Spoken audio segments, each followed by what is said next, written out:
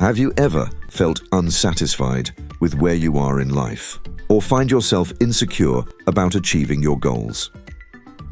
Only 14% of American adults say they're very happy, and 90% believe mental health is a serious generational crisis. In this video, we'll explore an extraordinary mindset shift that can transform your beliefs about success and personal growth so that you can live a happier life today. We will share practical insights on how to stop living in the gap, where dissatisfaction festers, and start embracing the gain, where you'll find true contentment and motivation. Let's get to it. Key principle number 1. The gap sabotages your happiness, while the gain is a force for positivity. Why aren't most people happy? It's because many of us are constantly chasing the idea of happiness. We think, I'll be happy when I buy a bigger house, or I'll be happy when I get that promotion, or I'll be happy once I reach my goals. But by always pursuing happiness in the future, we miss out on the joy of the present moment. We overlook how much progress we've already made and fail to appreciate our journey so far. This keeps us stuck in the gap. The gap shows up in both ordinary and significant moments. You might feel stuck in the gap over something small, like getting a smaller piece of a cookie, or over something big, like wishing your entire past had been something better. High achievers are especially vulnerable to being in the gap. Studies reveal that CEOs are twice as likely to experience depression compared to the general population. Even after a major success, their focus often shifts immediately to the next goal they haven't reached yet. Edward, the founder and president of Pacific Capital, was constantly anxious about the stock market. He told his financial advisor that once his investment portfolio reached $5 million, he would finally feel secure. A few years later, he surpassed that goal, but the sense of security never came. Edward then convinced himself that he needed $10 million to feel secure. This cycle continued, and his fear only grew. Eventually, Edward became so overwhelmed by anxiety that he pulled all his money out of the market, moved it into a savings account, and began living frugally out of fear. While the gap is the cause of unhappiness, the gain is the solution.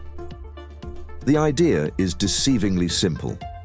To be in the gain, you value all of your experiences and focus on what you have actually done rather than compare yourself to an ideal.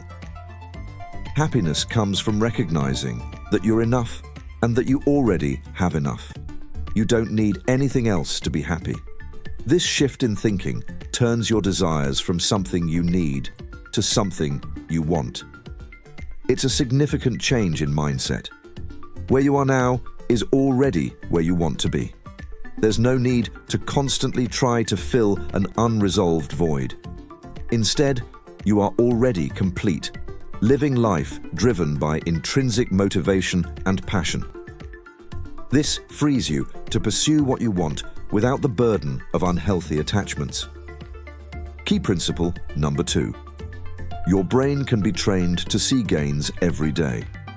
Retraining our brain to see gains involves shifting our sights from what we lack to recognizing the progress we've made. Measure backward. Measuring backward means evaluating your progress by looking at your past achievements and growth. This differs from the usual instinct to measure forward, where people compare themselves to an often unreachable ideal. The brain tends to forget past successes and quickly adjusts to a new normal, which makes any happiness with success short-lived. To break this pattern, retrain yourself by writing down 3 wins every day. You'll begin to notice that you're constantly making progress. Each win, no matter how big or small, matters, and this practice will give you the sense that you are always moving forward. Gratitude. Gratitude is about appreciating your experiences and seeing gains, even when your situation isn't exactly how you feel it should be. Research also shows that people who are grateful don't overly obsess over fairness or comparisons. They can make smart, short-term decisions that put themselves ahead, even if the outcomes are unequal for all parties involved. Mental subtraction. When it's difficult to feel grateful, try a mental subtraction exercise. Choose something important to you, perhaps something you've been complaining about, like your job. And imagine what your life would be like if you never had it, or if it was suddenly taken away forever. Consider how that loss might impact your future. For instance, if you're upset with your child for making a mistake, imagine what life would be like if they were no longer part of it. This perspective shift can help you appreciate what you have. Limit gap time. No one is perfect, and it's impossible to stay in the game all the time. When you're feeling particularly negative, and we all have those moments, try to limit how long you stay in the gap. Give yourself 5 minutes to sulk when things don't go your way. The key is to pull yourself out of the gap quickly and shift back into the gain. Over time, these practices help us build a more positive, gain-oriented mindset and find fulfillment in the present moment rather than always chasing after an unattainable ideal. Key principle number 3. People become happier when they are self-determined. The more responsibility and ownership you take over yourself, your circumstances, and your life, the more self-determined you become.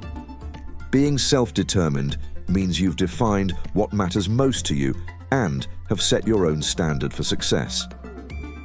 Instead of competing with others or letting trends dictate what success should look like, you're focused solely on meeting your own criteria. Society constantly tells you what your life should look like. Around 90% of people use social media primarily to compare themselves with others, and most are upward social comparisons, where people measure themselves against those they believe are more successful or better off. This has led to a sharp rise in suicide and addiction rates among teens and adolescents. Keeping up appearances is designed to trap you in the gap, feeling inadequate and unfulfilled.